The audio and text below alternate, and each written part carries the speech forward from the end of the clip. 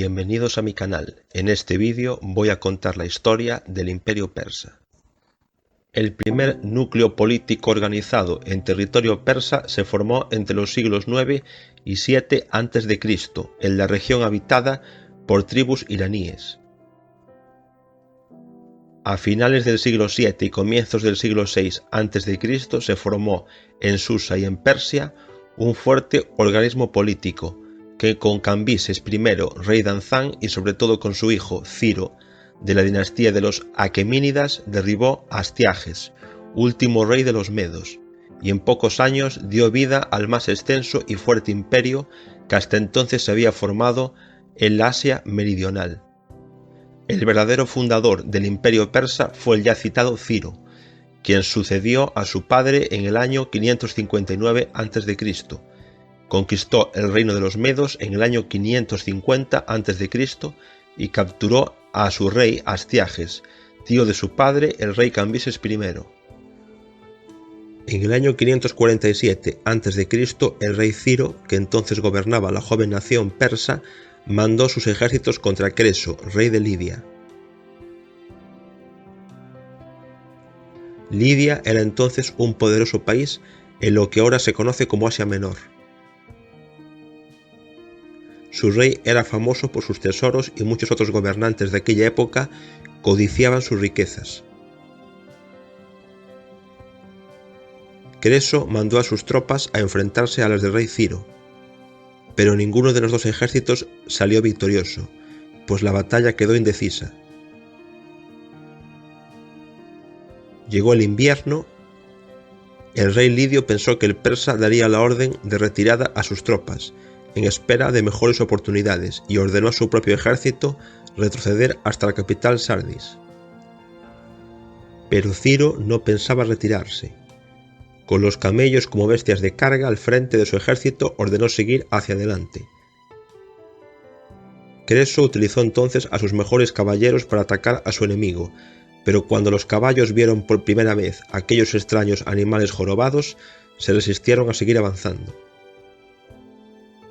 Tal vez se espantaron por el mal olor y el aspecto de los camellos.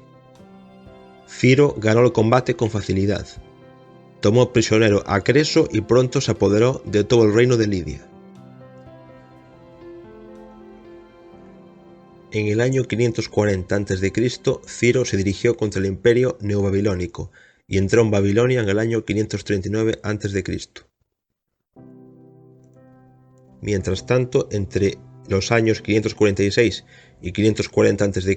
comenzó a someter los territorios situados al este de la meseta de Irán y después se dirigió hacia el norte.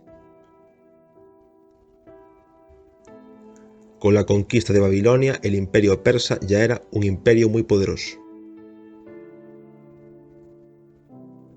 Ciro murió luchando en la frontera noroccidental contra los masagetas. Su hijo, el rey Cambises II, prosiguió con la política expansionista de su padre y logró conquistar Egipto.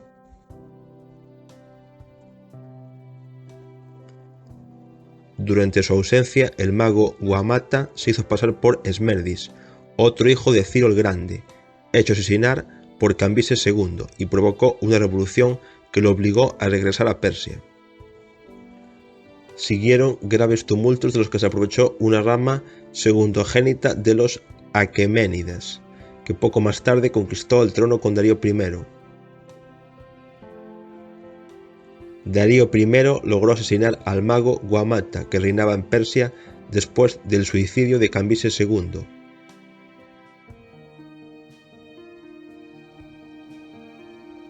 El mago Guamata se había hecho pasar por hermano de Cambises II y hijo del rey Ciro. Darío I pensó que los reinos conquistados gozaban de una excesiva independencia.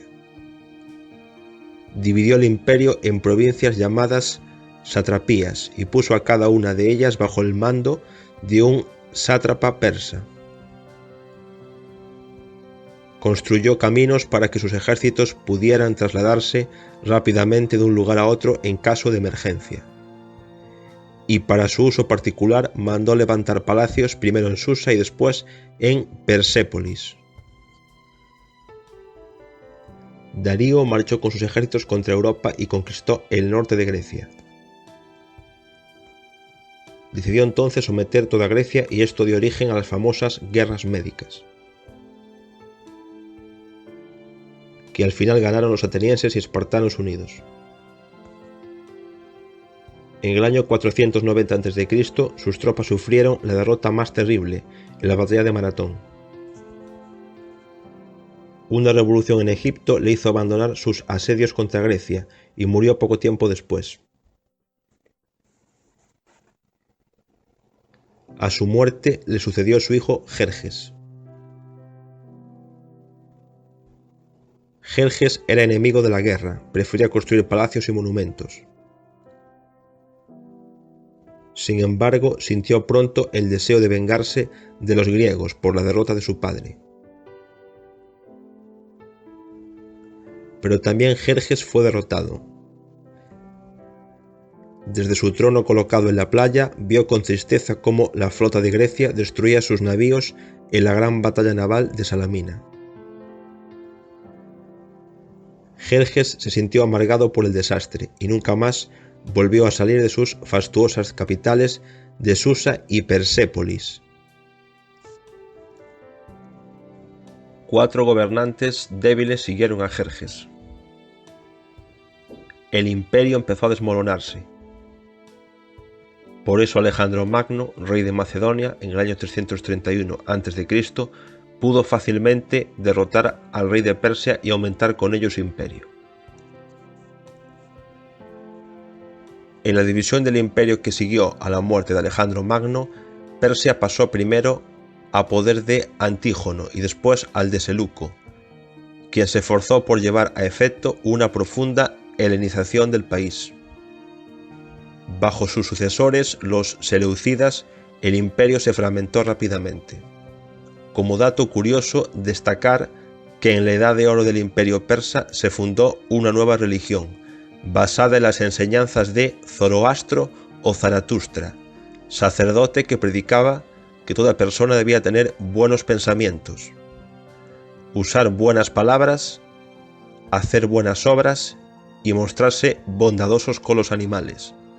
También predicaba que un gobernante digno tenía la obligación de defender a su pueblo, dar alimentos a los pobres y proteger a los débiles.